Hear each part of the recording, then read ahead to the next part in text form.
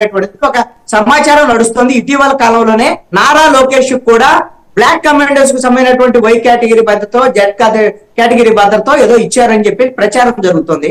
మరి ఆ తరహాలోనే ఇప్పుడు పవన్ కళ్యాణ్ కూడా మరి ఆయన మిత్రపక్షం కాబట్టి బీజేపీ ప్రభుత్వం ఉంది కాబట్టి ఆ విధమైనటువంటి భద్రత కోసం ఏమైనా సరే ఈ విధమైనటువంటి ఏమైనా మాకు థ్రెట్ ఉందనేటువంటిది ఒక థ్రెట్ పర్సెప్షన్ చూపించాలని అనుకుంటున్నారా?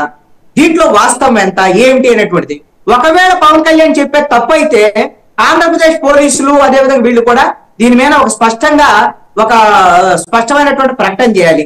అదే విధంగా నేను దాసరి కిరణ్ గారికి చెప్పేది ఏంటంటే ఆయన జనసేన ప్రతినిధిగా వచ్చారు కాబట్టి మీకు ఎవరి మీద నమ్మకం లేకపోయినా ఎన్నికల కమిషన్ మీద నమ్మకం ఉంచండి.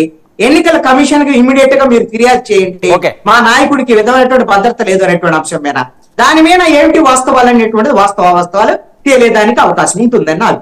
ఓకే కిరణ్, ఏం జరుగుతుంది అసలు పిఠాపురంలో?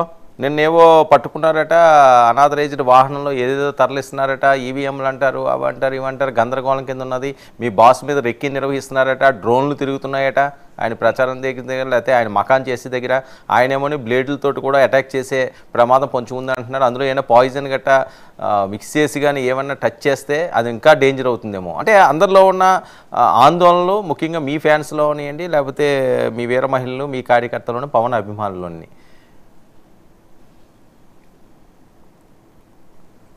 వాయిస్ మ్యూట్లో ఉన్నది, ఒకసారి చెక్ చేయండి.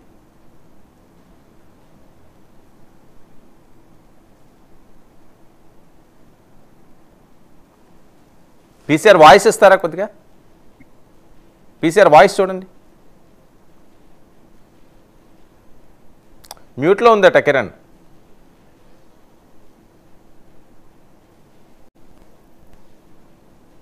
కిరణ్ మ్యూట్లో చూపిస్తున్నదట.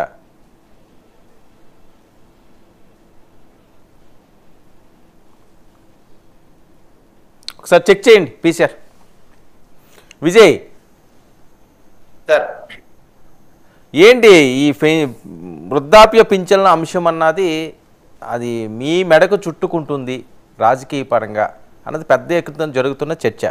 దీనికి సంబంధించి బోడే ప్రసాద్ గారు అలాగే జోగి రమేష్ గారు కూడా పెద్ద రచ్చ అయినట్టున్నది కొద్దిసేపటి క్రితం. నేను కూడా వాళ్ళని ట్రై చేస్తాను, ఫోన్లో ఏమన్నా తీసుకోవడానికి వస్తారేమో చూద్దాం ప్లీజ్. సిచ్యువేషన్ ప్రకారం అందరికీ అట్లీస్ట్ గ్రీట్ చేయలేకపోయాం. కృష్ణాంజలి అన్నకి, వెంకటరెడ్డి గారికి, సోదరుడి కిరణ్కి, 99 వీక్షకులందరికీ కూడా శుభ సాయంత్రం అండి. ఇప్పుడు మీరు వృద్ధాప్య పెన్షన్ ముందుగానే ప్లాన్. ఒక్క నిమిషం బోడే ప్రసాద్ గారు వచ్చారు ఫోన్ లైన్లోకి. ప్రసాద్ గారు నమస్తే. సార్ నమస్తే. ఏం జరిగింది? వృద్ధాప్య పింఛన్లకు సంబంధించి తెలుగుదేశం పార్టీ చేసిన తప్పుల వల్లే ఈ రకంగా జరిగింది అని చెప్పి జరుగుతున్న ప్రచారం. ఎన్నికల